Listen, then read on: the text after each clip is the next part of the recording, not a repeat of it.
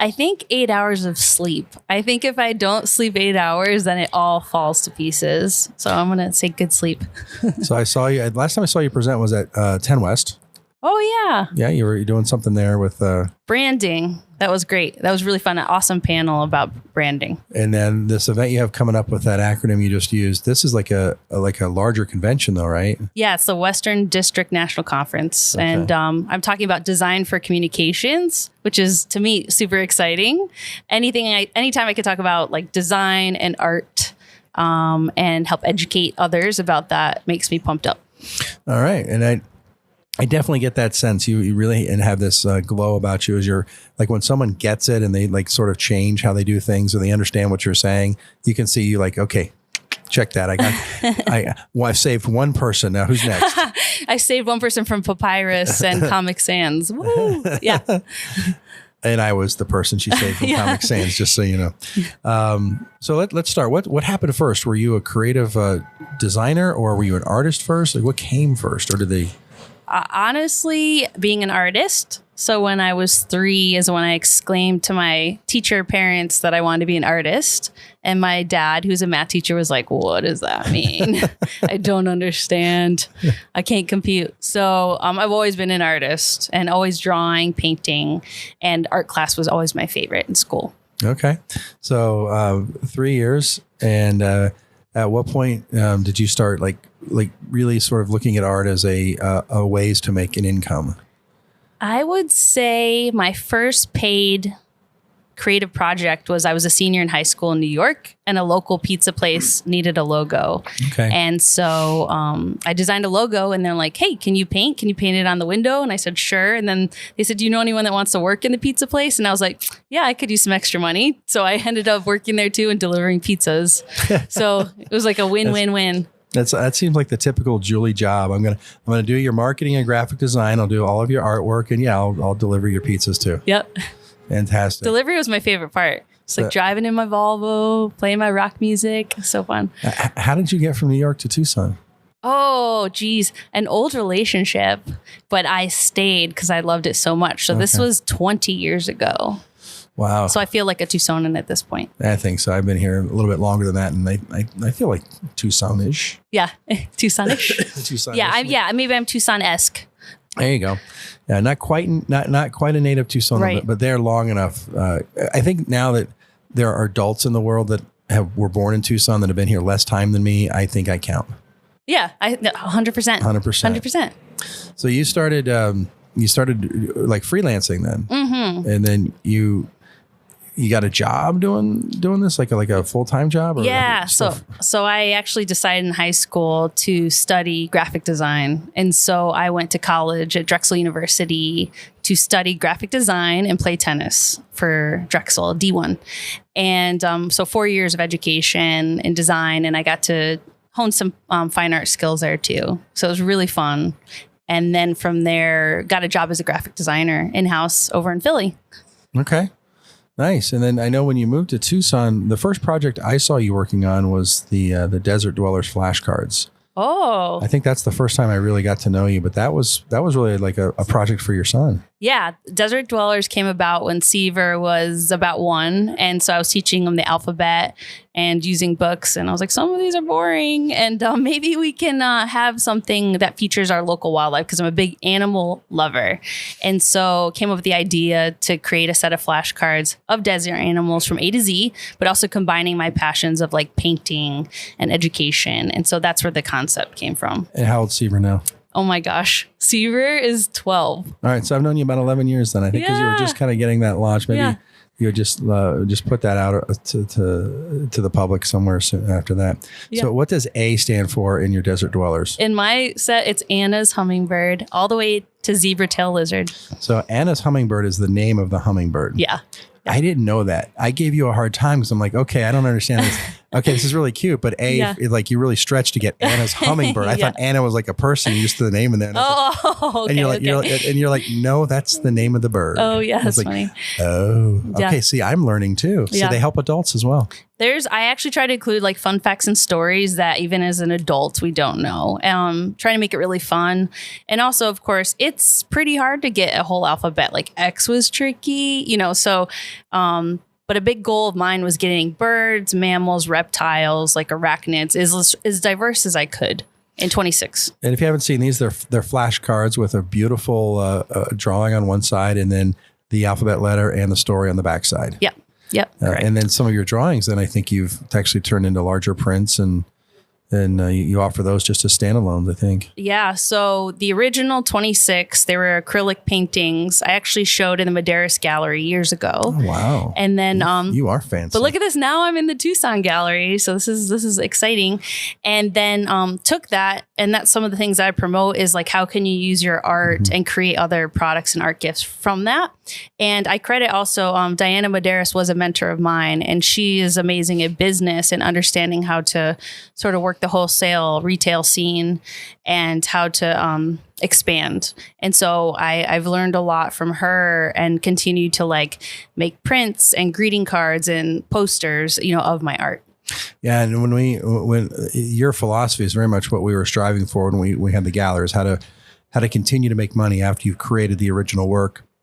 And there was no question, Tony Ray Darren, my business partners in this, we were all immediately like, we need Julie involved from the beginning to really kind of help bridge that gap, because your mind works differently than a lot of others, because you have the creative side, but you also have that analytical business side that must be come from your dad and the math. Maybe. But you bridge both gaps, and we see people that are heavily on one side or the other, and they struggle. Yeah, it can be hard. So one thing was years ago, I was thinking that I wanted to start my own art business. So for 10 years, I actually ran my own graphic design business. But right before, I decided to go back to school, and I earned my master's in business. And that was to help just make me feel more comfortable, just sort of understanding the business side of things more. And so I love doing that, doing both of those sides. But to artists, those don't normally come naturally. And so it can feel really weird to promote yourself, to market yourself, to put yourself out there. But I think we're creating here at the Tucson Gallery like a really nice collective and supporting artists, helping artists. Yeah, and it's interesting because we've been doing these Meet the Artists for a while, and the artists approach the promotion of their event a little bit differently. But again, no one's done it like you, where you made them create your own drink. You're you're out here creating events. You've got talking points, and everyone else just shows up, and they're gonna have like a glass of beer or something, and you're ready. You're like, ready. Bring it on. I'm gonna use this opportunity to teach people. Yeah, no, I'm excited tonight. I hope to help, up and coming artists, give them some tips about how to connect, maybe how to promote themselves, and some other things that maybe you don't think of right away, but they're really not that hard as long as you just start small. It's not too much. Yeah, and because this is airing after the Meet the Artist event, some people may have missed it. What are a couple of those tips? What are some of those things that you might want to impart to this younger generation, or not even younger generation, this newer, this newer artist getting into the field? Yeah, anyone that's creative and has been thinking about like they're a maker, painter, designer, photographer. One of the things that I talked about earlier was sort of combining my passion. So with the flashcards, it really was a passion project. So art, animals, education, helping my son. So it was everything wrapped in one. And then when you design something or create something that really speaks to you, you do it with so much heart and so much, you create a really quality product. And then what happens from there is other people see that and you get hired to do more of the same. And I know that Joe had done that with his mural on stone. He created something that was his concept, not a client concept. And it helps show the general public like, hey, I can do this. Mm-hmm. Prior to that, most people knew me as a graphic designer, and I was known for logo and identity design, but not necessarily fine art. So it was my way with the flashcards was showing people I'm a fine artist too. Yeah, I think the authenticity that comes through really creates a really solid product, both artistically and commercially. And you mentioned earlier with Diana Madeiras, you found a mentor in that. A lot of these artists, they talk about someone in their life that gave them that spark or that courage. Like, how do you find a mentor? So what's funny is, I admired her work and her business sense. And so I actually went to the gallery, and I know she was hiring for sales positions. And so I just went in and I was like, okay, I'll be a salesperson here. And so we got talking, and I wasn't the best, but it got us sort of chatting. And so it worked out where I got her advice about sort of wholesale and creating my art and some feedback on some of my paintings. And then I helped her with some graphic design and some event promotion. And so I really figured out how it could be a win-win for both of us. So I learned a lot. So I think if you just kind of put yourself out there, like, I'm not necessarily a salesperson, but I went in and was like, okay, I'd like to connect with her. Like, what can I do? How can I help? And so that's one way I think people can like approach someone else to possibly learn something from. Maybe there's something you can help them with too. Yeah, I think that's a really good point. So some of the conversations we've had in the past, the conversation is, well, I was lucky to find, or I was fortunate to be in this situation. But even though they consider themselves lucky, the artist put themselves in that situation.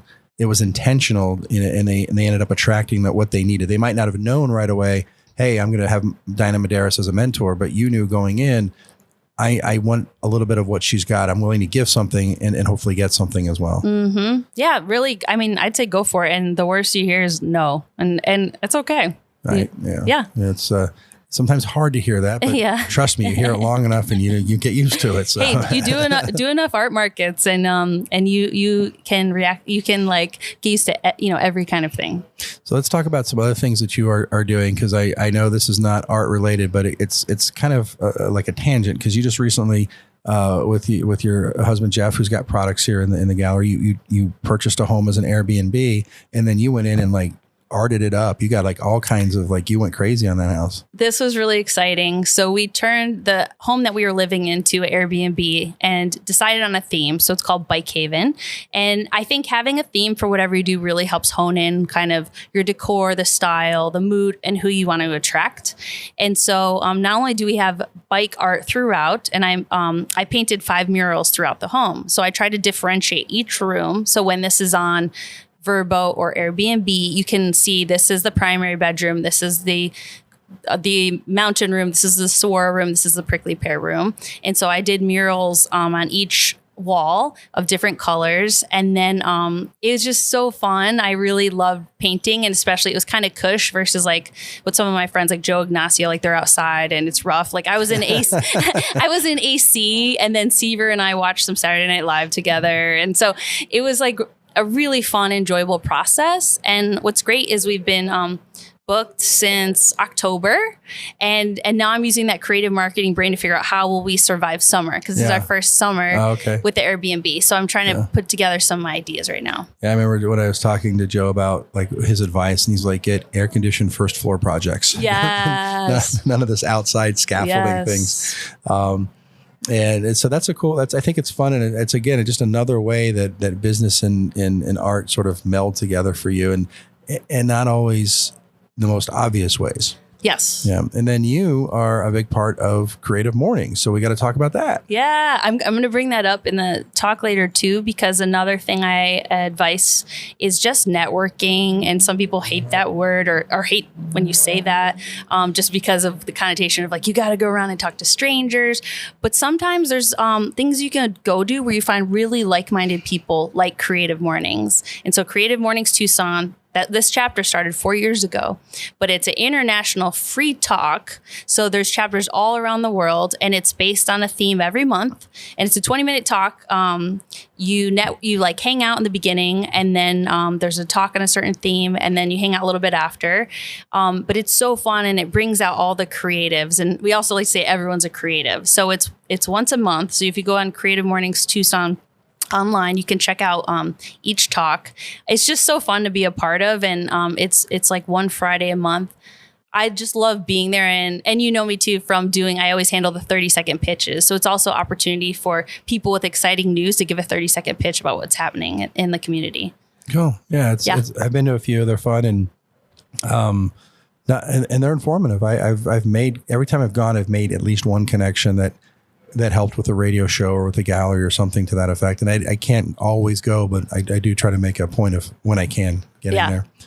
Are you still doing your podcast? No, not right now. Although I really love what was your podcast that you were working on? It was like creative community. And so I interviewed different creative entrepreneurs in Tucson to learn about what they're doing, but also the business side of their like creative business.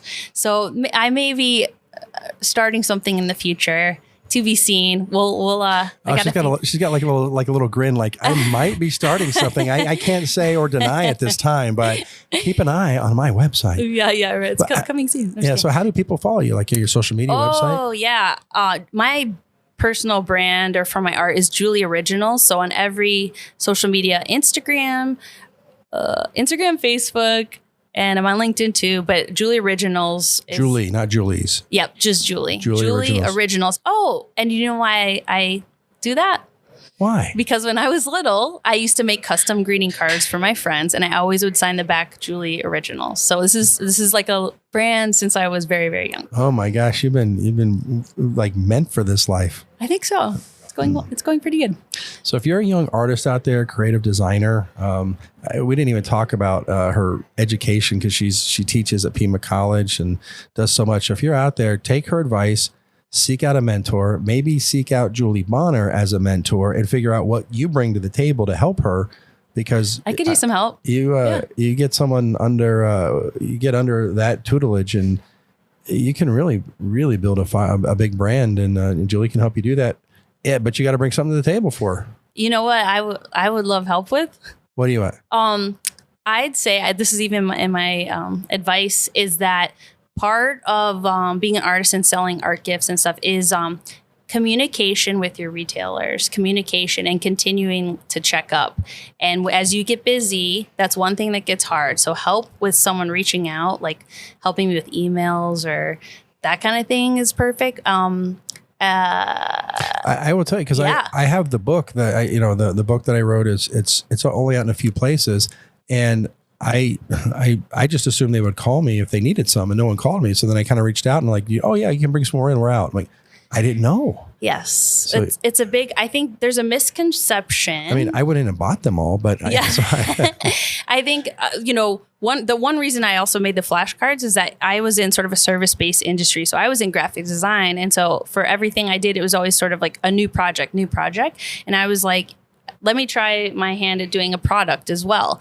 Well, one thing is it's great once you make the product, but something that now everyone understands is like you have to continually promote the product after you make it. And so not everyone realizes how much work goes into that. And so whether that's connecting with the retailers, checking, do you need more, finding new retail opportunities, and seeing how you can help them promote what's going on. So it's a constant sort of communication exchange that keeps happening. So there you go, folks. If you are listening and you are looking for a mentor, Julie may be available and she has a need. So if you think you can fill that need, we're going to be doing mentor matching. That should be our next podcast. Mentor matching. Yeah. Well, Julie, it's always fun hanging out with you. Appreciate all that you do for the community. Love your work and the Tucson Gallery would not be where it is without your input and kind of your insight as we got this thing rolling. So thank you for that. Thank you. Happy to be here. Julie Bonner.